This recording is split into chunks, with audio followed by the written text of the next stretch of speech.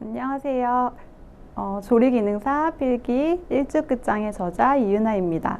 네, 오늘은 여러분들이랑 같이 조리기능사 공통범위 핵심 특강에 대해서 여러분들이랑 같이 이제 공부를 할 텐데요. 공통범위라고 한다면 조리기능사에서 한식, 양식, 중식, 일식, 복어 모두에 다 포함이 되는 사항이에요. 그래서 주로 뒤에 55번부터 60번까지는 해당 전공에 관한 문제가 출제가 되고 있고요. 앞부분 1번부터 55번까지는 공통적인 부분들이 출제가 되고 있는데요.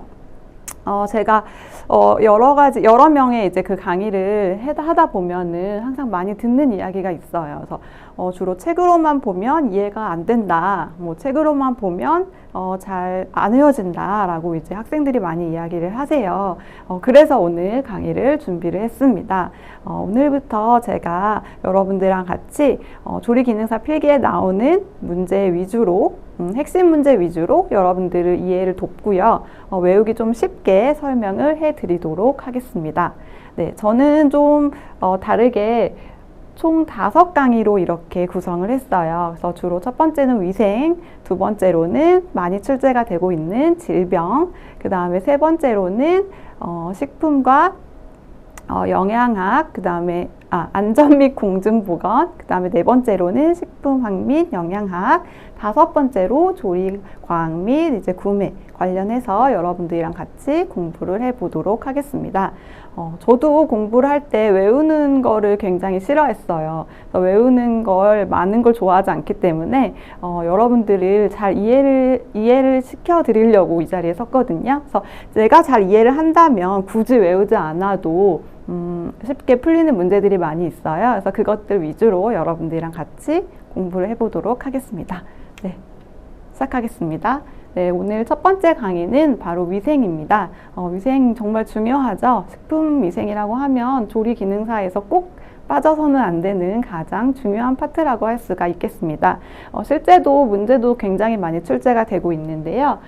보시면 개인위생, 식품위생, 식품살균과 소독, 그리고 식품 첨가물과 유해물질, 주방위생, 식품위생 관계 법규 이렇게 나뉘어져 있습니다.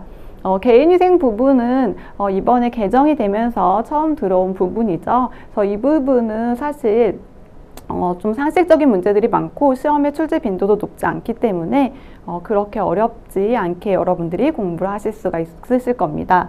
두 번째로는 식품위생인데요.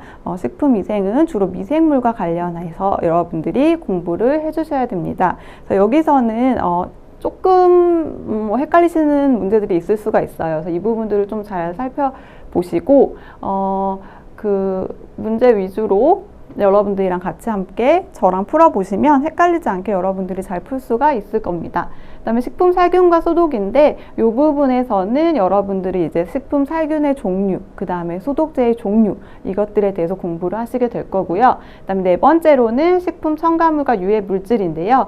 이 부분을 학생들이 굉장히 많이 어려워하죠. 왜냐하면 첨가물의 종류가 굉장히 많고 우리 식품에 들어가는 첨가물이 엄청 방대하잖아요. 그래서 이것들을 다 외우려고 이제 학생들이 하다 보니까 이 부분에서 사실상 포기하시는 분도 굉장히 많이 있어요. 그래서 여기서는 제가 시험에 많이 나오는 거 위주로 여러분들에게 알려드리도록 하겠습니다. 네, 그 다음에 이제 주방위생인데요. 여기서는 이제 뭐 주방의 환경이라든지 하는 부분들이 출제가 되고 있고요. 하지만 그렇게 빈도수는 높지 않다는 거. 여러분 꼭 너무 바쁘시다면 이 부분은 조금 건너뛰셔도 돼요. 네, 그렇게 진행이 되고 있고요. 그 다음에 마지막으로 식품위생관계 법규인데요.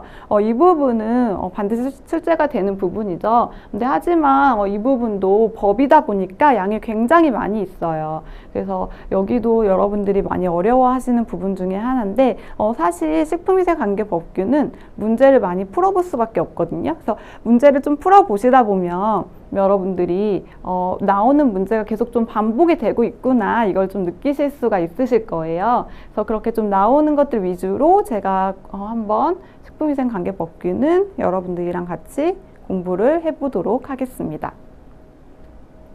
네. 첫 번째로 개인 위생에 관한 부분입니다. 개인 위생에서 많이 출제되고 있는 문제들은요, 주로 이제 복장에 관련된 문제라든지 아니면 이런 건강진단, 건강진단을 했을 때 종사하지 못하는 그런 질병, 이런 것들 위주로 출제가 되고 있어요. 복장에 관련된 거는 여러분들이 좀 상식적으로 쉽게 풀 수 있기 때문에 제가 여기 넣지 않았습니다. 주로 뭐 조리장에서 뭐 모자 밖으로 머리가 나오면 안 된다든지, 뭐 짙은 화장이라든지 향수를 뿌리면 안 된다든지 하는 그런 문제들 위주니까 여러분들이 쉽게 풀 수가 있을 거고요. 그 다음으로는 중요한 건 건강진단에 관한 문제입니다. 그래서 주로 식품업에 종사하시는 분들이라면 식품법에 의해서 1년에 한 번씩은 꼭 건강진단을 받아야 하는데요. 보시면 여기에 관련된 문제로는 주로 이렇게 완전 포장된 식품 또는 식품 첨가물을 운반하거나 판매하는 영업에 종사하는 종사자는 건강진단에서 제외된다. 이 두 번째 항목이 문제에서 가장 많이 출제가 되고 있어요. 그래서 문제는 건강진단을 받지 않아도 되는, 뭐 영업에 종사하는 사람은, 건강진단을 받지 않아도 되는 사람은 이라고 나오는데, 주로 여러분들이 고르실 때는 이렇게 완전 포장된 식품, 뭐 완전 포장된 뭐 식품 첨가물을 운반하는 사람, 이런 식의 완전 포장됐다라는 말을 들어간 단어를 고르시면 되겠습니다. 또 세 번째 항목을 보시면 건강진단을 받은 타인에게 위해를 끼칠 우려가 있는 질병이 있다고 인정된 자는 그 영업에 종사 불가능하다, 이렇게 나오는데 그럼 타인에게 위해를 끼칠 우려가 있는 질병이 어떤 질병인지를 물어보는 문제가 간혹 출제가 되어서 이것들은 여러분들이 기억을 좀 해두셔야 되는데요. 먼저 장티푸스, 콜레라, 세균성 이질, 그리고 파라티푸스, 이런 것들이 있고요. 두 번째로는 결핵이 있어요. 결핵은 여러분들 책을 보시면 비감염성은 제외한다고 써 있거든요. 그래서 실제로 문제도 이 부분이 가장 많이 나와요. 그래서 뭐 비감염성 결핵, 뭐 이렇게 포함이 되어서 문제가 실제로 출제가 되고 있거든요. 그래서 이 부분들은 여러분들이 굳이 외우지 않으셔도 비감염성이다, 뭐 이렇게 나오면 여러분들이 쉽게 풀 수가 있을 거예요. 그 다음에 종사하지 못하는 질병으로는 뭐 화농성 질환, 그러니까 손가락이 다쳤거나 피부에 상처가 있으면 여기에 화농성 균이 있을 수가 있거든요. 그래서 이런 분들은 영업에 종사하지 못하는데, 그런 부분들은 여러분들이 좀 상식적으로 맞추실 수가 있으실 거고요. 기억해 두실 거는 비감염성은 식품업에 종사할 수 있다는 거, 보기도 그렇게 많이 나온다는 걸 여러분들이 기억을 해주시면 되겠습니다. 에듀윌 유료 회원만의 특별한 서비스.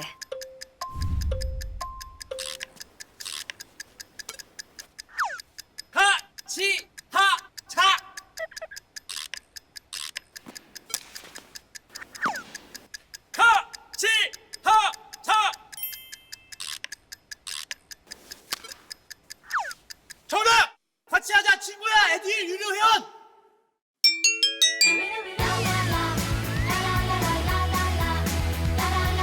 친구 소개하고 현금 받는 혜택. 오직 에듀윌 유료 회원에게만. 에듀윌. 네, 다음으로는 식품위생입니다. 식품위생에서는 주로 이제 미생물과 관련된 문제가 많이 나오는데요. 미생물은 우리가 크게 세 가지로 나눌 수가 있습니다.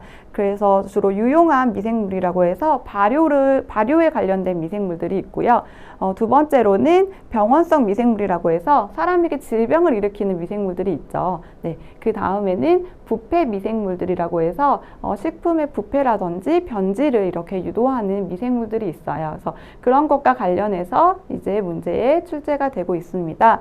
이 중에서 식품과 관련된 거는 발효를 일으키는 유용 미생물과 부패를 가져오는 식품 관련 위해 무생물들이죠. 그래서 그것들 위주로 여러분들이 공부를 하시면 되겠습니다.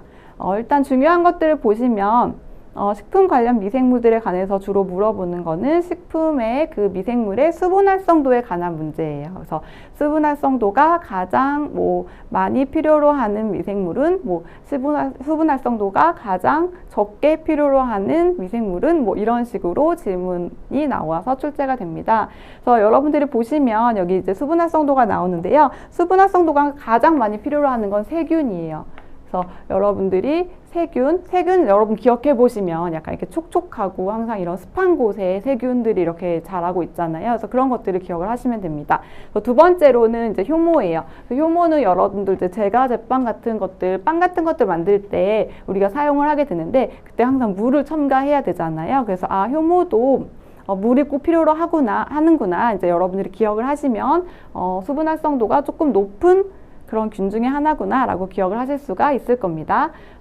그 다음에 마지막으로는 이제 곰팡인데요. 곰팡이 뒤에 이 내삼투압성 효모라고 나오는데 이건 거의 문제에 출제가 되지 않아요. 그래서 주로 물어보는 거는 세균, 효모, 곰팡이 중에서 수분 활성도가 누가 제일 높은지 아니면 이 균들의 수분 활성도의 순서를 물어보는 문제가 나오기 때문에 여러분들이 이렇게 앞글자만 따서 세효, 곰 아니면 그냥 이해하기 쉽게 그냥 세균, 효모, 곰팡이 이런 순서대로 여러분들이 기억을 하시면 되겠습니다. 네, 그 다음에는 최근에 출제가 많이 되고 있는 그런 사항인데요. 일단 최근에 이제 중홍균의 그 온도에 대해서 물어보는 문제들이 조금 나오고 있어요. 그래서 여기에 제가 담아봤는데요. 그래서 일단 미생물은 생육을 할 때 사람이랑 비슷해요. 3가지 요건이 필요합니다. 그래서 미생물의 증식 3대 요건이라고 하는데요. 주로 온도, 수분, 영양소 이렇게 3가지가 있습니다. 그래서 적절하게 온도를 맞춰줘야 이제 미생물이 살 수가 있고요. 적절하게 수분이 있어야 또 미생물들이 증식을 할 수가 있겠죠. 네, 그리고 적절한 영양분이 있어야 그것을 먹고 증식을 할 수가 있습니다. 그래서 증식의 3대 요건은 온도, 수분, 영양소가 되고요. 그러면 적정한 온도가 과연 몇 도냐라고 이제 물어보는 질문이 나오는데요. 이건 균에 따라 조금 달라요. 그래서 저온균, 중온균, 고온균 이렇게 3가지로 나누는데요. 저온균들은 조금 낮아요. 그래서 주로 증식 온도가 15도에서 20도 정도 낮은 균들을 뜻합니다. 그 다음에 중온균은 증식 온도가 25도에서 37도 라고 나오는데요. 대부분의 균은 이 중홍균에 해당한다고 보시면 되겠습니다. 그래서 실제로 문제도 이 중홍균을 물어보는 그런 중홍균의 온도를 물어보는 그런 조리기능사 문제가 출제가 가장 많이 되고 있습니다. 그 다음에 고온균은 주로 온천이나 이런데 뜨거운 곳에서 살고 있는 균들인데요. 증식 온도가 50에서 60도나 이렇게 높습니다. 근데 주로 이제 흔하지 않기 때문에 문제로도 잘 출제가 되지 않고 있습니다. 그래서 여러분들이 외우실 때 나 이거 3개 다 외우기 너무 헷갈려 하시면 중홍균, 중홍균도 외우기 좀 어려우시다면 여러분들 이제 몸에도 세균이나 세균 같은 것들이 있을 수가 있잖아요. 그래서 그런 균들이 잘 자라는 온도, 여러분들의 온도 몇 도세요? 그쵸? 대부분의 사람의 온도는 36.5도죠. 그쵸? 그래서 사람의 온도랑 비슷한 온도, 그 온도가 바로 중홍균이라고 생각하시면, 중홍균이 살 수 있는 온도라고 생각하시면 되겠습니다. 그 다음에 이제 중요한 거는 지표균이에요. 그래서 식품위생에 이제 어떤 균이 지표가 되냐, 이 균이 있을 때 이 식품이 오염됐다 이렇게 판단을 하는 균인데요. 분변 오염의 지표군으로는 대장균, 냉동식품의 오염 지표군으로는 장구균이 있습니다. 그래서 이 2가지 다 많이 출제가 되니까요. 여러분들이 많이 잘 암기를 해두셨으면 좋겠습니다. 그래서 먼저 대장균은 여러분들 대장에 살고 있는 균이죠. 그렇죠? 그렇기 때문에 우리가 어떤 식품에서 대장균이 나왔다는 거는 이 식품은 분변 오염이 됐다 이렇게 판단을 하거든요. 그래서 요 부분은 좀 외우기가 쉬우실 거예요. 왜냐면 이름이 대장균이기 때문에 여러분들이 외우기 쉬우실 텐데 대장균의 가끔가다 온도를 물어보는 문제가 나오실 수가 있어요. 여러분들 이것도 굳이 외우지 마시고 이거는 여러분들 쉽게 푸실 수가 있죠. 대장균, 여러분들의 온도, 그쵸? 항상 중홍균 정도의 온도 그래서 한 35도다, 36도 정도다라고 기억을 하시면 되겠습니다. 다음은 이제 장구균인데요. 장구균은 암기를 해두셔야 됩니다. 그래서 냉동식품의 오염지표균은 가끔 이렇게 이제 출제가 되는 문제가 나와요. 그때는 장구균을 여러분들이 골라주시면 되겠습니다. 장구균이 냉동식품의 오염지표균인 이유는 대부분의 균은 이 냉동 온도에서는 살지 못해요. 그래서 대부분은 이 냉동 온도에서는 증식을 하지 못하는데 이 장구균은 뭐 건조하거나 아니면 아주 냉동 상태여도 이제 증식을 할 수가 있기 때문에 이 균을 우리가 냉동식품의 지표균으로 사용을 하고 있습니다. 그래서 이 부분을 여러분들이 기억을 해주시면 되겠습니다. 네, 다음 식품위생에서 중요한 부분은 식품의 부패 판정이에요. 그래서 이 부분도 이 부패 판정 관련된 부분도 거의 뭐 한 문제씩은 꼭 출제가 된다고 출제 빈도가 굉장히 잦은 문제 중에 하나죠. 그래서 여러분들이 보고 기억을 해두시면 되는데요. 식품을 부패 판정하는 방법에는 여러 가지가 있어요. 근데 주로 이 식품 부패 판정은 어류, 육류에 해당하는 부분입니다. 그래서 보시면 첫 번째로는 일단 관능 검사가 있어요. 그래서 관능 검사는 여러분들이 이렇게 냄새를 맡아보고 식품을 보실 때 이게 상했네 안 상했네를 보면 여러분들이 냄새를 맡아보시잖아요. 뭐 냄새를 맡아본다든지 아니면 이렇게 신선도를 육안으로 확인을 해본다든지 하는 것들이 있고요. 두 번째로는 세균 수를 검사를 해보는 거예요. 그래서 일반 세균수라고 해서 식품 1g당 10에서 10의 7승이나 10의 8승일 때 우리가 식품이 초기 부패가 진행되고 있다라고 판단을 하고 있는데요. 시험 문제는 식품의 부패 판정에 뭐 사용되지 않는 것은 이렇게 나오거나 아니면 실제로 이 균수를 물어보는 경우가 많이 있어요. 그래서 뭐 식품의 초기 부패가 진행되고 있는 일반 세균수는 뭐 이렇게 물어보기 때문에 이 수치가 여러분 조금 헷갈리실 수 있지만 이건 뭐 어떻게 방법이 없어요. 그냥 외우는 수밖에 없거든요. 그래서 여러분들이 좀 이 부분은 좀 몇 번 좀 눈에 읽어보시면 아마 눈에 들어오실 거예요. 그래서 그렇게 해서라도 꼭 외워주시기 바랍니다. 세 번째로는 휘발성 염기 질소인데요. 우리가 VBN이라고 하죠. 그래서 이렇게 약자를 쓴 이유는 왜 그럴까요? 네, 시험에도 같이 나오기 때문에 그렇죠. 그래서 휘발성 염기질소 VBN이라고 하는데 식품 100g당 30에서 40mg%일 때 우리가 초기 부패라고 판정을 합니다. 다음에는 수소이온 농도인데요. 수소이온 농도는 pH가 6.0에서 6.2가 되면 우리가 초기 부패가 진행되고 있다고 생각을 하고요. 그 다음에 중요한 건 트리메틸아민인데요. 트리메틸아민은 주로 생선 같은 식품이 이제 좀 부패하게 되면 겉에 이렇게 냄새를 유발시키는 물질 중에 하나예요. 그런 트리메틸아민이 식품 100g당 3에서 4mg일 때 우리가 이 식품은 변질됐다라고 보거든요. 그래서 그러면 좀 비슷한 게 있죠. 그쵸, 여러분? 여기 30에서 40, 여기 3이랑 4. 그쵸? 대부분 문제가 나올 때 여러분이 일반 세균수, 휘발성 염기질소, 트리메틸아민 수치를 물어본다면 이 세 가지 중에 하나를 물어보거든요. 그래서 여러분들이 일반 세균수는 10의 7승에서 10의 8승 이것만 기억을 하시면 다른 것들은 3이랑 4가 포함된 보기를 고르시면 되겠습니다. 네, 그래서 이 수치만 여러분들이 기억을 해주시면 되겠습니다. 네, 그 다음에 부패 판정하는 거 방법 중에 하나로는 히스타민이 있는데요. 얘는 이 부패 판정보다는 이제 알레르기와 관련돼서 질문이 많이 나와요. 그래서 히스타민은 주로 우리 몸에서 알레르기를 일으키는 성분 중에 하나거든요. 그래서 히스티딘이라는 아미노산이 아민류로 변하는 거예요. 그래서 히스타민이라는 아민류로 변해서 우리 몸에 알레르기를 일으키는데 주로 모르가넬라 모르간이라는 세균에 의해서 이게 일어나게 됩니다. 그래서 히스타민에 관해서 물어볼 때는 주로 이 세균의 이름에 대해서 물어볼 때가 있어요. 그래서 여러분들이 뭐 알레르기를 일으키는 뭐 히스타민을 만들어내는 세균은 이렇게 나오면 간혹 당황하시는 경우가 있는데 어떻게 기억하시냐면 여러분 이름이 모르가넬라 모르간이거든요.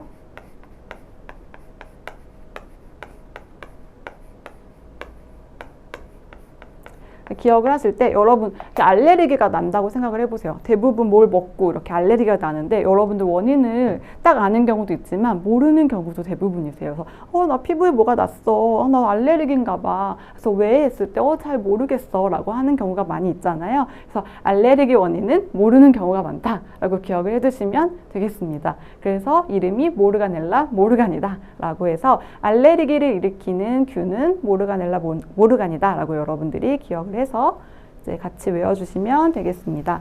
네. 다음은 식품의 부패 시 생성되는 물질인데요. 이것도 굉장히 많이 출제가 되고 있어요. 그래서 보기에 많이 나오는 4가지를 제가 가져와 봤는데요. 아민, 인돌, 암모니아, 황화수소 이렇게 4가지가 제일 많이 나오고요. 여기와 별도로 하나 포르말린을 주로 많이 줘요. 포르말린. 그래서 왠지 부패 시 생성되는 물질 같잖아요. 근데 하지만 이게 정답입니다. 그래서 이게 이제 부패 시 생성되는 물질이 아니기 때문에 여러분들이 답을 고르실 땐 이거를 골라주시면 되는데요. 그래서 부패 시 생성되는 물질은 어떻게 외우냐면 그냥 저는 이렇게 앞 글자만 따서 외우거든요. 그래서 인돌, 아이돌이죠. 아이돌, 황소. 아이돌, 황소. 웃기죠, 여러분?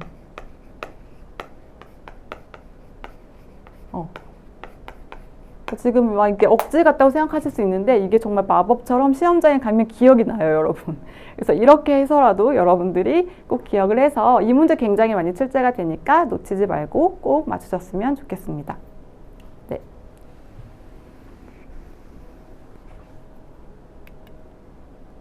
네, 그 다음에는 이제 식품의 살균과 소독 부분입니다. 식품의 살균과 소독 부분인데요. 여기서는 이제 소독하는 방법, 그 다음에 소독하는 방법 그리고 소독제와 관련돼서 이제 문제가 출제가 되고 있어요. 하나하나 같이 살펴볼게요. 일단 소독력의 크기. 이 문제가 이제 가끔 출제가 되는데요. 소독력은 어떤 순서로 이제 진행이 되냐면 이 방부 이쪽이 제일 약하다고 보시면 돼요. 방부, 소독, 살균, 멸균. 멸균이 가장 강력하다고 보시면 되는데 어떤 차이가 있냐면 일단 방부 같은 경우는 그 세균이 증식하는 거를 조금 억제해주는 그런 정도의 소독이라고 보시면 됩니다. 그러니까 뭐 방부제를 넣어서 약간 세균들이 못 자라게끔 하는 정도? 좀 약하죠. 그래서 이 정도로 이제 소독을 하는 것이 방부다라고 여러분들 기억을 하시면 되겠고요.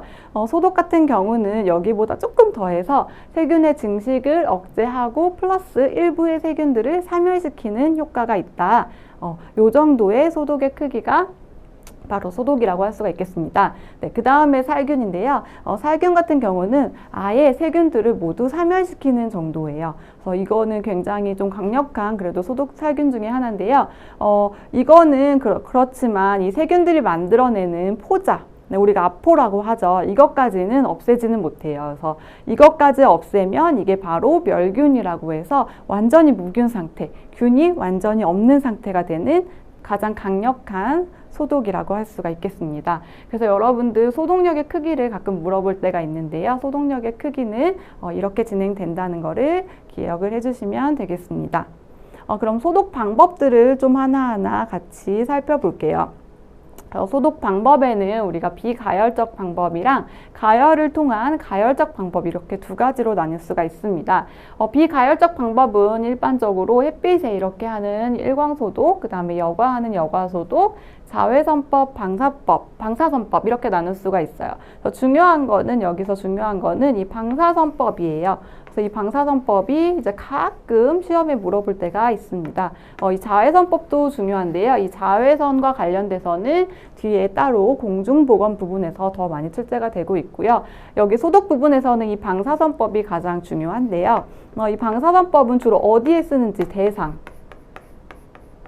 이 대상을 물어보는 게 나오고요. 이 방사선에 사용하는 그 방사선들을 물어보는 질문이 나옵니다. 보시면 일단 대상은 여러분들 주로 기억을 하실 때 싹 이거 하나만 기억하시면 됩니다. 그래서 주로 방사선은 침투력이 굉장히 강해요. 안에까지 들어갈 수 있는 침투력이 굉장히 강하기 때문에 주로 이렇게 싹이 나는 그 야채들 있잖아요. 그래서 그 안에까지 들어가서 이 싹에 나는 그 깊이까지 들어가서 살균을 할 수가 있기 때문에 주로 발화하는 야채나 과일 뭐 이런 데에 이제 하고 있는 소독이 바로 방사선법이라고 여러분들이 기억을 해두시면 되겠습니다. 그래서 주로 대상을 물어본다면 발화하는 감자, 발화하는 야채 뭐 이런 것들에 사용을 한다라고 기억해 두시면 되겠고요.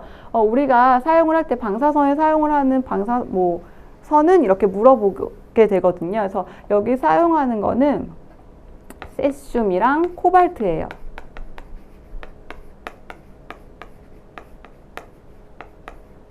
네, 세슘이랑 코발트인데 여러분 기억하실 때 세슈코 이렇게 기억해 주시면 되겠습니다. 그래서 좀 비슷하죠. 세스코랑 그쵸? 그래서 우리 안전을 지켜주는 거잖아요. 세스코 그죠? 그래서 비슷하게 세슘코라고 기억을 하시면 여러분들 잊어버리지 않고 그 보기에서 찾으실 수가 있을 겁니다. 그래서 이것들을 물어보는 문제가 출제가 되는데 그렇게 빈도는 많진 않지만 어쨌든 발화한 식품에 사용하는 방법은 방사선법이라는 거 여러분들이 기억해 두시면 되겠고요.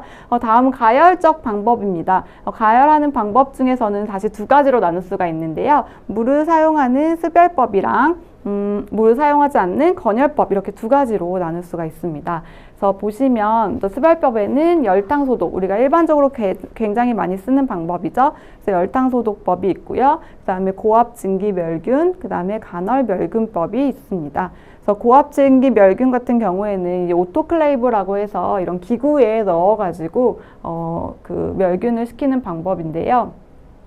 주로 병원 같은 곳에서 많이 사용을 하고 있어요.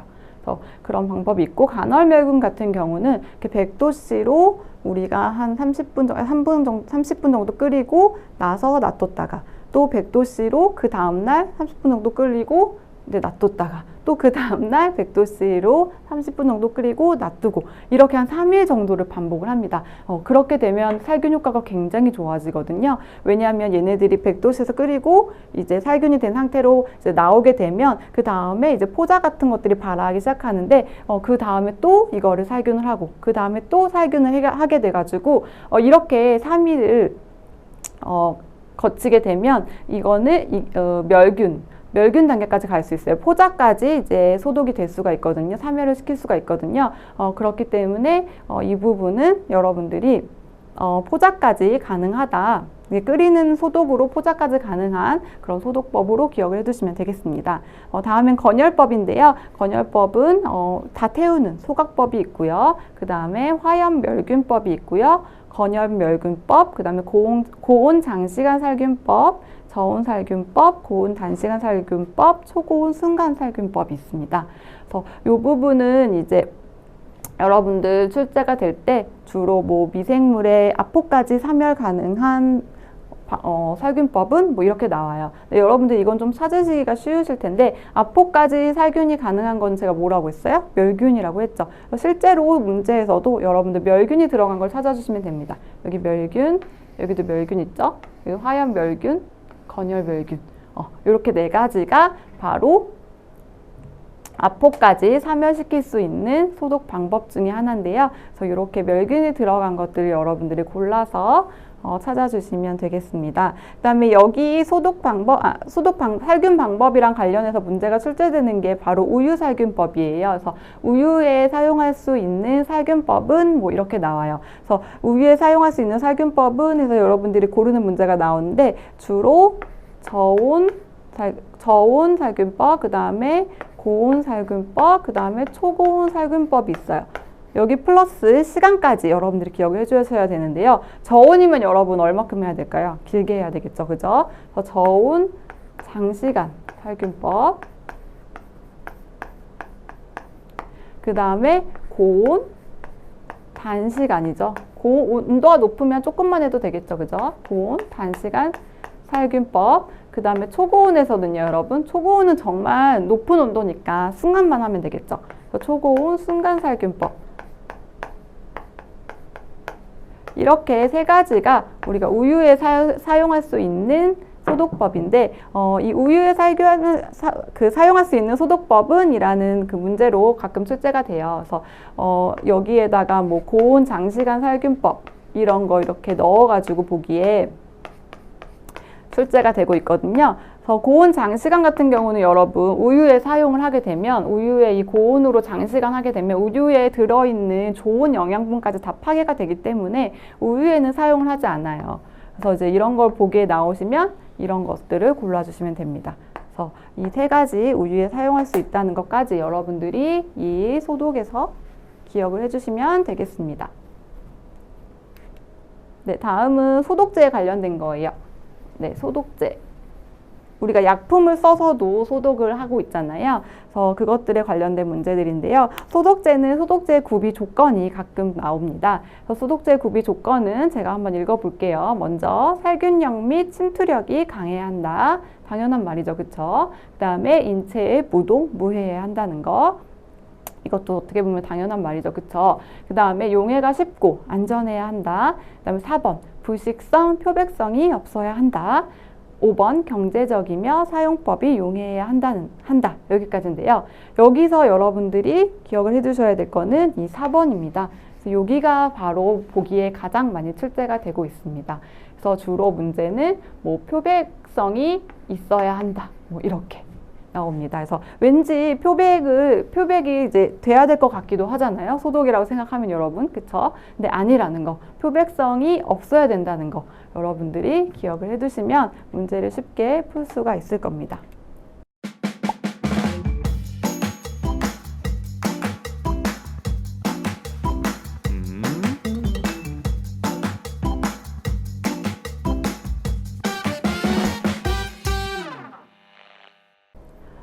그 다음에 이제 소독제의 종류인데요. 소독제의 종류가 또 굉장히 많이 있죠. 그쵸? 여러분들이 공부할 때, 소독제 너무 많아요. 못 외워요. 저는 그냥 포기했어요. 라고 하시는데요.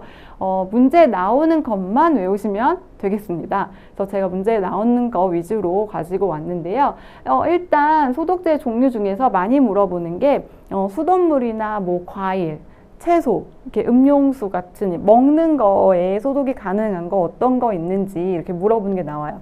근데 거기에는 여러분들이 기억하실 단어는 이 염소예요. 염소.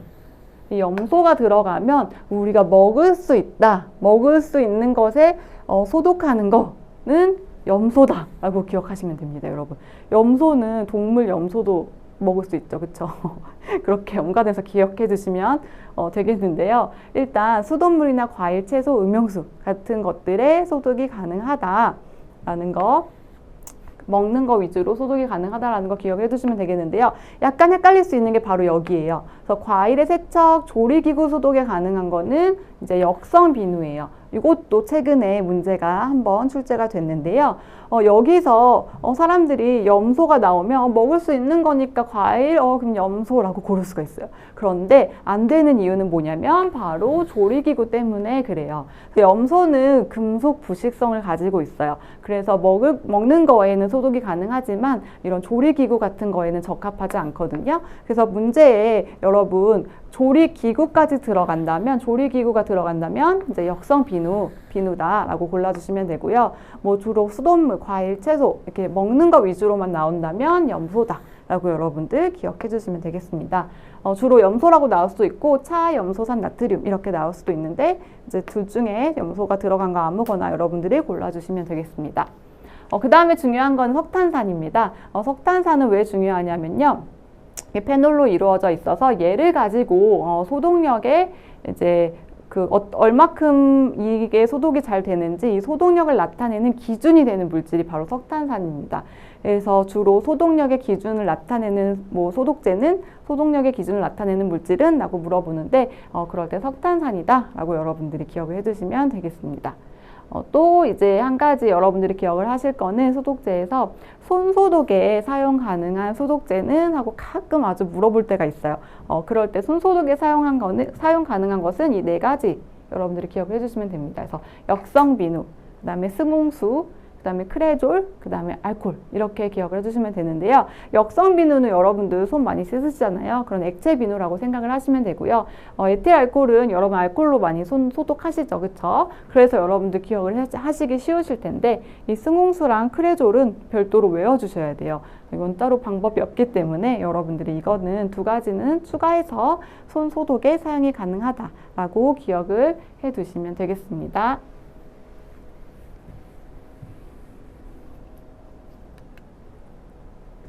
네, 그 다음에는 이제 식품 첨가물과 유해 물질입니다. 그래서 이것도 이제 학생들이 굉장히 싫어하는 것 중에 하나죠. 그래서 식품 식품 첨가물과 이제 소독제 여기 이제 외우다가 1단원부터 이제 학생들이 이제 지쳐 떨어지기 시작하는 거죠.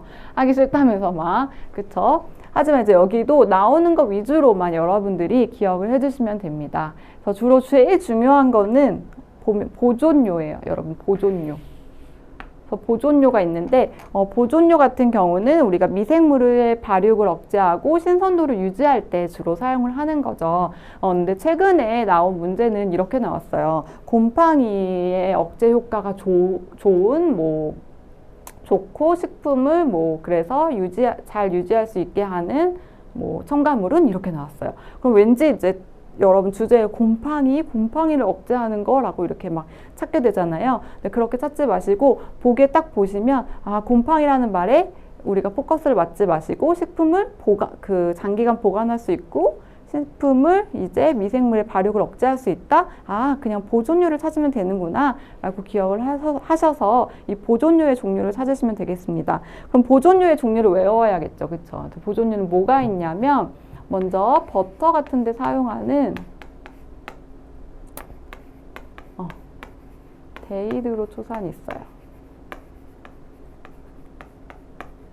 그 다음에 우리가 중요한 안식향산, 이거는 간장에 사용합니다. 그쵸? 그 다음에 소르빈산, 얘는 주로 어육류에 사용을 합니다. 그래서 이거 세 가지를 여러분들 꼭 기억을 해주시면 되겠는데요. 여기서 가장 중요한 거는 이 안식향산이에요. 그래서 주로 문제에 간장에 사용할 수 있는 보존료는 이렇게 나올 때가 있거든요. 그래서 그렇게 나오면 이제 안식향산을 골라주시면 됩니다. 근데 이 문제가 굉장히 출제 빈도가 높았어요. 그렇기 때문에 이 안식향산은 꼭 여러분들 기억해 두셨으면 좋겠고요. 데이드로초산이랑 소르빈산도 최근에 출제가 많이 되고 있기 때문에 여러분들이 기억을 해두셔야 되겠습니다.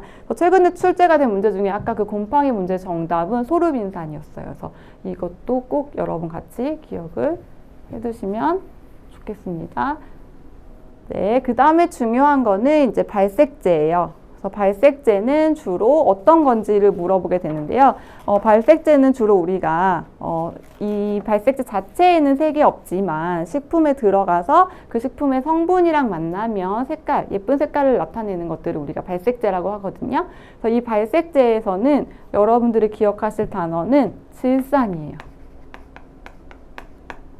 그래서 이 질산이라는 말이 들어가요. 아질산 나트륨, 질산 나트륨 이렇게 질산이란 말이 들어가면 발색제구나 라고 기억을 하시면 되겠고요. 보기 중에서도 발색제가 아닌 것은 이라고 하면 질산이라는 말이 안 들어간 보기를 골라주시면 되겠습니다.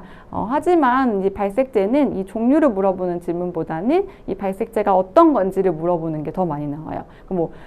식품의 첨가물 자체에는 색이 없지만 식품 성분과 만나서 색을 내는 물질은 어떤 건지 이런 것들을 물어보거든요. 그래서 그럴 때는 발색제다라고 여러분들이 기억을 해두시면 되겠습니다. 그 다음에는 이제 기억하실 거는 조미료입니다. 조미료는 여러분 글루타민산 나트륨이나 이노신산, 그 다음에 알리신, 글리신 이렇게 있는 거는 알고 있으실 텐데요. 여기에서 중요한 거는 호박산이에요. 호박산. 호박산이 왜 중요해요? 라고 하실 텐데 호박산이 산도 조절제로도 쓰이거든요. 네. 그래서 이 두 가지가 공통돼 있어서 이렇게 기억을 해주시면 되는데 주로 여기서 나올 수도 있고 여기서 나올 수도 있어요. 그래서 여러분들이 헷갈리지 말고 어떤 보기로 나오더라도 이 호박산은 두 가지로 다 쓰일 수 있기 때문에 골라주시면 됩니다. 그래서 최근에는 뭐 산도 조절제, 다음 중 산도 조절제로 적합한 것은 뭐 이렇게 문제가 나온 적이 있거든요. 그래서 그때도 이제 호박산을 여러분들이 골라주시면 되겠습니다. 네. 그 다음에는 이제 감미료인데요. 감미료는 여러분들 뭐 아스파탐이나 뭐 스테비오사이드나 이런 것들을 이제 쉽게 푸실 수가 있으실 텐데, 감미료에서 많이 나오는 거는 유해 감미료에서, 유해 감미료는 여기 뒤에서 따로 한번 같이 보도록 하겠습니다. 네, 그 다음에는 이제 여러분들이 기억하실 거는 피막제예요. 피막제. 피막제라고 해서 우리가 이제 호흡작용을 하는 과일 같은 것들에 이렇게 막을 씌워가지고 막 효과를 내서 이제 호흡 같은 것들을 억제해서 조금 더 오래 보관할 수 있게 만드는 그런 역할을 하는 애인데요. 얘는 초산 비닐 수지라는 애를 외워주셔야 돼요.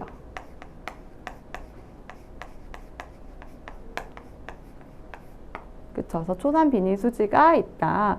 다음 중 뭐 피막제는 이라고 이제 문제가 나오면 초산 비닐 수지를 골라주시면 되는데, 왠지 이 피막제는 이 피막을 이제 이 비닐이 이렇게 좀 칠 수가 있잖아요. 그쵸? 그렇기 때문에 이거랑 연관해서 이제 여러분들이 잊지 말고 기억을 해주셨으면 좋겠습니다.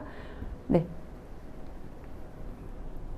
그 다음에 최근에 조금 문제 빈도가 높아진 게 바로 이영제예요. 이영제는 주로 제빵이나 빵 같은 거 만들 때 반죽이 잘 안 떨어질 때 이렇게 좀 잘 떨어지게 하기 위해서 우리가 사용하는 물질이 바로 이영제인데요. 이영제에는 우리가 유동 파라핀이라는 게 있어요.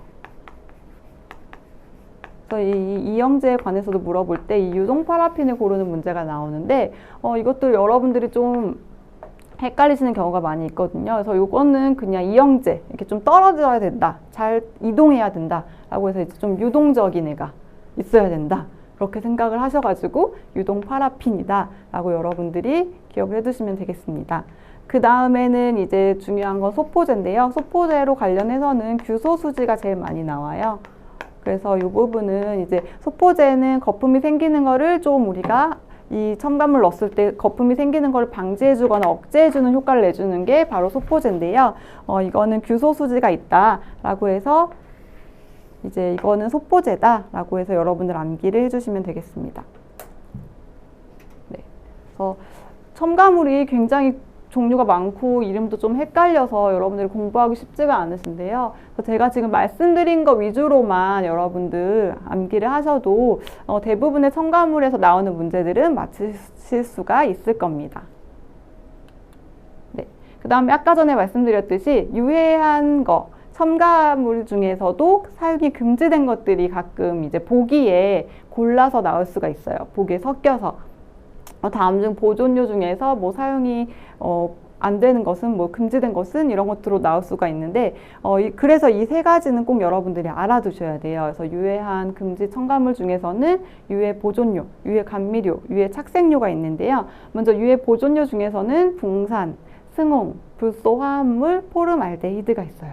이런 것들이 보기에 섞여서도 가끔 출제가 되고 있거든요. 그 다음에 유해 감미료 같은 경우에는 둘신, 페릴라틴, 에틸렌 글리콜, 시클라메이트 이렇게 이제 문제가 유해 감미료가 이제 있어요. 그런데 이제 유해 감미료 같은 경우에는 일반 감미료, 뭐 아스파탐이나 스테비오사이드 이런 것과 섞어서 문제 출제가 되고 있기 때문에 주로 이 감미료는 유해 감미료 위주로 여러분들이 암기를 해주시면 되겠습니다. 네, 그 다음에는 유해 착색료인데요. 착색료는 이제 색깔을 내는 물질들인데 이제 사용이 금지된 물질들이에요. 그래서 원래 착색료라고 하면 우리가 딱 이제 알 수 있어요. 뭐 식용 색소 몇 호 뭐 이런 식으로 나오기 때문에 나올 수가 있는 이해를 할 수가 있는데, 유해에서 금지가 된 착색료들은 이제 이름이 있어요. 그래서 보시면 아우라민, 그다음에 수단, 로다민 B, 파라니트로아닐린이라는 애들이 이제 유해한 착색료입니다. 그래서 얘네들 같은 경우는 여러분들이 조금 암기를 해주셔야 돼요. 아니면 여러 번 이렇게 좀 봐주셔서 눈에 익게 해주시면 여러분들이 보기로 나왔을 때 좀 골라내기가 수월하실 겁니다. 그래서 이렇게 해서 여러분들 유해한 첨가물까지 기억을 해주셨으면 좋겠습니다. 네, 다음은 식품 관련해서 유해 물질이 이제 나오는데요. 그래서 4가지 정도가 문제에 많이 출제가 되고 있습니다. 그래서 첫 번째로는 N니트로사민, 두 번째로는 다환 방향족 탄화수소, 다른 말로는 벤조피렌이라고 하죠. 그 다음에 3번은 메탄올, 그 다음에 4번은 헤테로고리아민 이렇게 나옵니다. 주로 첫 번째는 이제 일단 발색제, 육류의 발색제를 사용했을 때 나오는 발암물질 중에 하나고요. 그래서 N니트로사민은 발색제를 사용했다라는 말이 나왔을 때 골라주시면 됩니다. 그리고 이제 개정하기 전에 좀 출제 빈도가 높았던 거는 이 벤조피렌이에요. 다환 방향족 탄화수소. 그래서 고기를 구울 때 높은 온도로 구울 때 나오는 뭐 방향족 뭐 발암 물질은 이렇게 물어보는 문제들이 가끔 나왔었는데 그때 이제 이게 벤조피렌이었어요. 이거는 주로 고기에서 단백질과 지방이 있을 때 나오는 발암 물질 중에 하나였거든요. 그래서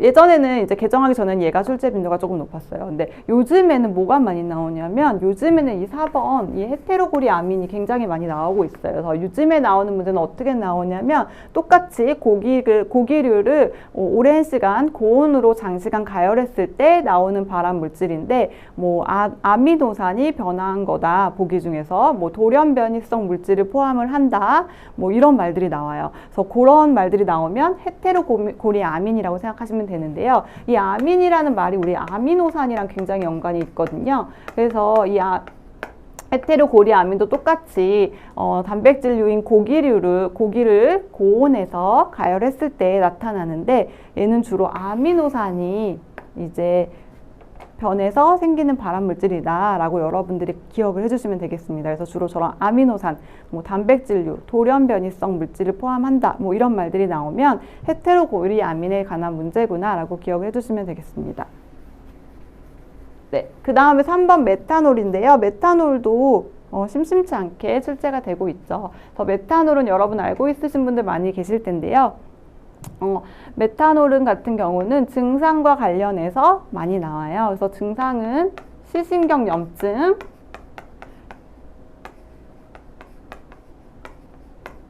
그 다음에 실명. 그래서 다음 중 뭐 시신경염증이나 실명을 가져올 수 있는 뭐 유해한 물질은 뭐 이렇게 나오는데 그러면 여러분 메탄올을 골라주시면 됩니다. 그래서 주로 꼭 이 말이 나오거든요. 실명, 눈과 관련된 시신경염증 이렇게 나오는데 꼭 이런 문제가 나오면 아 메탄올을 묻는 문제구나 라고 여러분들이 캐치를 하실 수가 있으셔야 돼요. 그래서 이렇게 해서 여러분들 유해 물질까지 이제 공부를 해주시면 되겠습니다. 네.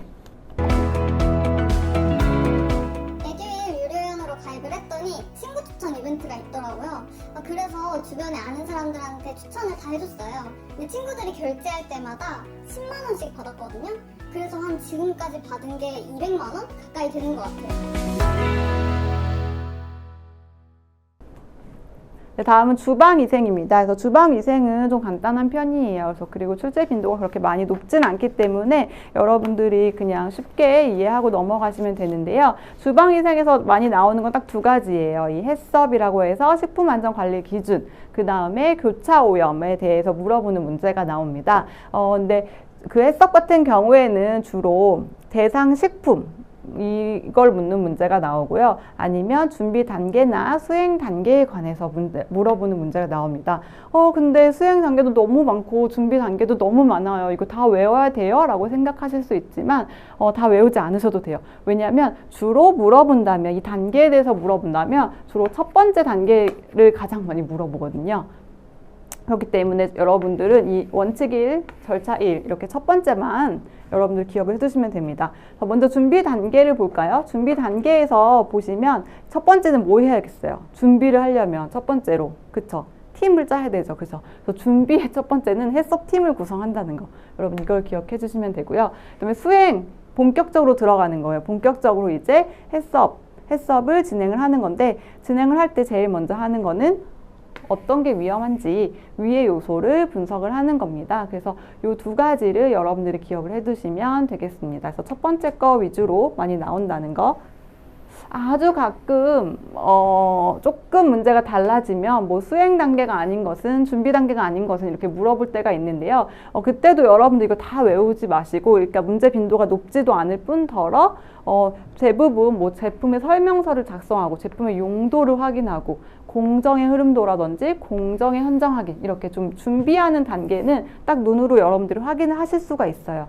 그래서 이것들만 이제 기억을 하시고 나머지는 다 수행 단계라고 이렇게 기억을 해주시면 되니까 굳이 다 외우지 마시고 첫 번째 단계만 여러분들이 기억을 해주시면 되겠습니다.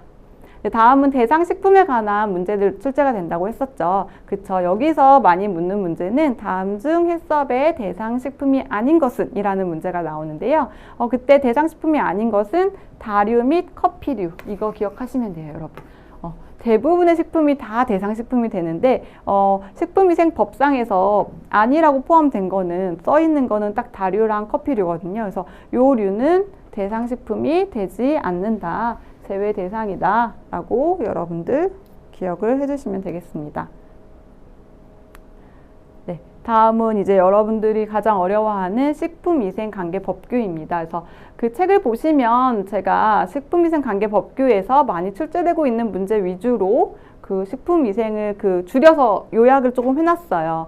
근데 그것도 좀 많다 하시는 분들이 계셔서 그것보다도 더 줄여서 제가 오늘 가지고 왔습니다. 그래서 보시면 일단 식품위생관계법규는 법 문제가 굉장히 방대한데 그거에 비해서 굉장히 좋은 점은 문제를 여러분들 계속 풀어보시면 좀 아실 거예요. 왜냐하면 방대하지만 나오는 문제는 항상 정해져 있다는 거, 범위는 항상 정해져 있다는 거죠. 그래서 나오는 문제가 계속 반복해서 나오고 있기 때문에 식품위생관계법규는 이 해당하는 문제를 여러분들 많이 풀어보시면 그게 제일 도움이 되실 겁니다. 그래도 우리 이제 몇 가지 한번 같이 살펴볼게요. 보시면 일단 식품 공정상 온도의 기준이 나와요. 이것도 최근에 문제가 많이 나오는데요. 식품 공정상 표준 온도는? 이라고 물어보는 문제가 최근에 자주 출제가 됐습니다. 그래서 식품 공정상 표준 온도는 몇 도냐면 바로 20도예요. 그래서 요 20도를 여러분들 기억을 해두시면 되고요. 다른 문제는, 다른 것들은 물어보는 문제가 아직까지 출제된 적이 없어요. 그래서 여러분들 시간이 없으시다면 이것까지 보지 마시고 식품 공정상 표준 온도는 20도다 라는 것만 기억을 해주시면 되겠습니다. 네, 또 이제 많이 물어보는 문제 중에 하나가 식품위생관계법규에서는 영업 허가를 받아야 하는 업종이 어떤 것들이 있는지 이거를 물어보는 문제. 영업 신고를 해야 하는 종목과 영업 허가를 받아야 하는 종목 이렇게 나누어지는데 이것들을 과연 여러분들이 맞힐 수 있는지 물어보는 문제가 출제가 되는데요. 그래서 여러분들 대부분의 그 업종은 영업 신고를 하신다고 보시면 돼요. 그런데 이 세 가지는 영업 허가를 받아야 됩니다. 그럼 여러분 많은 걸 외우는 게 쉽겠어요? 적은 걸 외우는 게 쉽겠어요? 그렇죠. 적은 거 외우는 게 쉽겠죠. 그래서 영업 허가를 받아야 하는 업종 세 가지를 여러분들이 기억을 해주시면 되는데요. 제일 먼저는 식품조사처리업입니다. 그래서 식품조사라고 해서 방사선 조사를 하는 건데요. 방사선 조사를 하게 되면 이 식품 속에 침투력이 굉장히 강할 뿐더러 이 안에 남게 돼요. 그래서 조금 위험성이 있기 때문에 얘는 반드시 허가를 받아야 합니다. 누구의 허가를 받아야 돼요? 네, 식품의약품안전처장의 허가를 받아서 진행을 해야 되는 게 바로 식품조사처리업입니다. 그리고 다른 두 가지는 이제 단란주점 영업, 유흥주점 영업이라고 해서 주로 주류를 판매가 목적인 그런 업종이 있는데요. 이 두 가지 업종이 바로 영업 허가를 받아야 되는 업종이다라는 거죠. 그래서 이 세 가지가 이제 영업 허가를 받아야 되는 거고 이 세 가지를 제외한 나머지는 모두 다 신고를 하면 되는 업종이니까 여러분들 그렇게 기억을 해두시면 되겠습니다. 네. 다음은 주류 판매가 가능한 업종인데요. 이것도 요즘에 최근에 이제 좀 심심찮게 나오고 있어요. 그래서 다음 중 주류 판매가 가능한 업종은 무엇인가 아니면 주류 판매가 불가능한 업종은 무엇인가 고르는 문제가 나오는데 보기는 이렇게 일반 음식점, 단란주점 영업, 유흥주점 영업 이렇게 주고 뭐 여기에 뭐 휴게 음식점 뭐 이런 거 하나씩 들어가거든요. 그래서 주류 판매가 우리가 가능한 업종은 일반 음식점과 주류를 목적으로 판매하는 단란주점, 유흥주점 이렇게 세 가지가 있어요. 근데 여기에 휴게 음식점이라고 하는 것은 우리가 법적으로 주류 판매가 되지 않거든요. 그래서 여러분들 이런 것들을 골라주시면 되겠습니다. 네. 그 다음에는 이제 식품의 소분 판매. 이건 여러분들이 아마 개정 전에도 문제 빈도가 조금 있었던 문제라서 많이 보셨을 거예요. 그래서 다음 중 소분 판매가 불가능한 식품은, 소분 판매가 가능한 식품은 이렇게 나오는데요.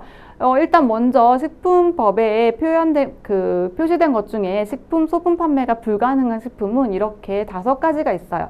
어육 제품, 특수 용도 식품, 통병조림, 레토르트 식품, 전분, 장류 및 식초가 있는데요. 일단 여기서 가장 많이 나오는 곁들여지는 보기는 바로 그거예요. 꿀. 네.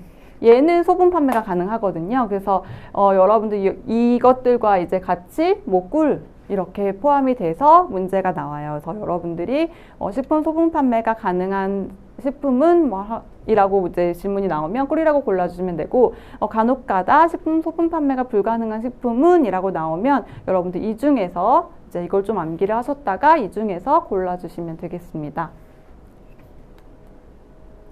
네. 그리고 일반 음식점의 모범업소 선정 기준에 관해서도 문제가 나오는데요. 여기서 나오는 거는 보기에 거의 항상 딱 정해져 있어요. 그래서 우리가 이제 우수한 그 업소를 모범업소라고 지정을 하잖아요. 근데 그럴 때 어떤 업소가 모범업소로 지정이 되는지에 대해서 식품 법상에는 굉장히 길게 많이 나오거든요. 하지만 조리기능사 문제에는 나오는 보기가 꼭 정해져 있어요. 그래서 그걸 제가 줄여서 여기 가지고 왔는데요. 보시면 일단 주방은 공개가 되어 있는 형태여야 되고요. 두 번째로 화장실에는 일회용 위생 종이 또는 에어타월이 비치되어 있어야 되고요. 세 번째로는 일회용 물컵, 일회용 숟가락 이런 일회용 물건은 사용하면은 안 된다는 거예요. 굉장히 2번과 3번이 비슷한데 다르죠, 여러분. 그쵸? 화장실에는 일회용 위생 종이가 있어야 되지만 그 업소 안에는 일회용 물컵이나 숟가락은 있으면 안 된다는 거죠. 그쵸? 그래서 요거와 관련돼서 보기가 뭐 일회용 물컵, 일회용 숟가락, 젓가락 등을 사용해야 한다, 뭐 있어야 한다 이렇게 나와요. 그래서 그럴 때 모범업소의 선정 기준이 아니라는 거를 여러분들이 골라주시면 되고요. 그다음에 주방은 공개되어야 하잖아요. 근데 뭐 보기가 지저분해서 주방은 공개가 되면 안 된다. 뭐 냄새가 퍼지기 때문에 주방은 비공개형으로 되어야 된다. 이런 보기가 가끔 섞여 나와요. 그래서 그럴 때는 그런 것들을 골라주시면 됩니다. 네. 그 다음에 이제 조리사 교육에 관해서도 문제가 출제가 되는데요. 조리사 교육은 누가 명하는지 이걸 이제 빈칸을 둬서 출제가 되고 있어요, 문제가. 그래서 어떤 사람은 조리사 교육을 명하는데 집단 급식소에 종사하는 조리사와 영양사는 여기 이렇게 받아야 된다 이렇게 나와요. 그럼 이제 이 빈칸에 들어갈 말은 뭐겠어요? 네, 식품의약품안전처장이 명령을 할 수가 있고요. 집단급식소에 종사하는 조리사와 영양사는 1년마다 교육을 받아야 돼요. 근데 이게 지금 법이 바뀌었어요. 그래서 2022년 1월 1일부터는 2년마다로 법이 바뀌었거든요. 근데 여러분들은 지금 올해 시험을 보시는 거니까 올해까지는 이 1년마다라고 여러분들이 골라주시면 되겠습니다.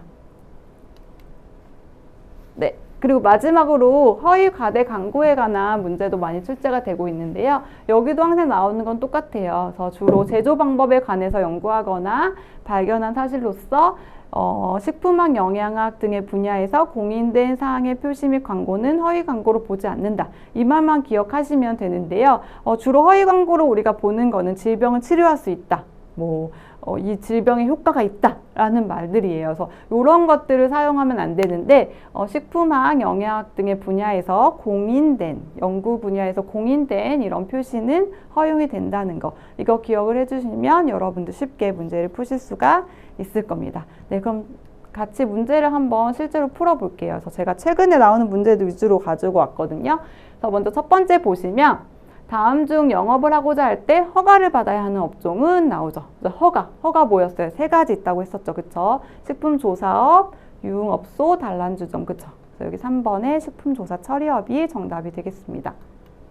네, 두 번째로는 식품위생법상 일반 음식점의 모범업소 지정 기준이 아닌 것은 이라고 나오는데 여기 보시면 네, 4번 주방은 공개가 되어야 된다고 했었죠. 그죠? 근데 여기 어떻게 나와 있어요? 주방은 손님에게 음식 냄새가 나지 않도록 안 보이는 공간에 별도로 구획되어야 된다고 나오죠. 그래서 요게 정답이 아닌 거죠. 그 다음에 3번 다음 중 독성이 없어서 손소독이나 손소독 나오죠. 그 다음에 조리기구 소독. 조리기구 소독도 가능해요. 거기 이용할 수 있는 것은 뭐예요? 바로 3번 역성비누죠. 그죠? 조리기구 소독 나오면 여러분들 역성비누다 라고 기억을 해주시면 되겠습니다. 그다음에 4번은 식품 첨가물과 주요 용도의 연결이 옳은 것은 여러분 여기 딱 보이는 거 있죠? 제가 아까 기억하라고 했던 거 그쵸? 자, 호박산 있죠?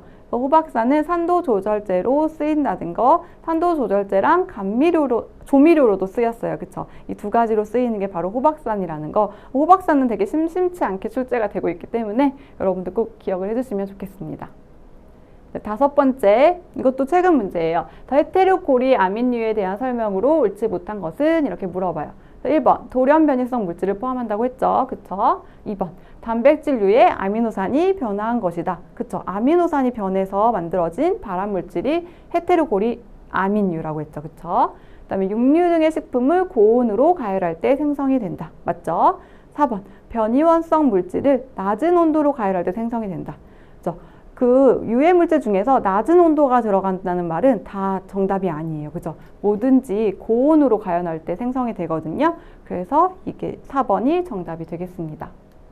마지막으로 6번 문제, 다음 중 건강검진을 받지 않아도 되는 사람은 나오죠. 1번 식품 첨가물 제조업자, 식품 가공하는 종업원 이렇게 나오는데 이거 어떻게 고르라고 했어요?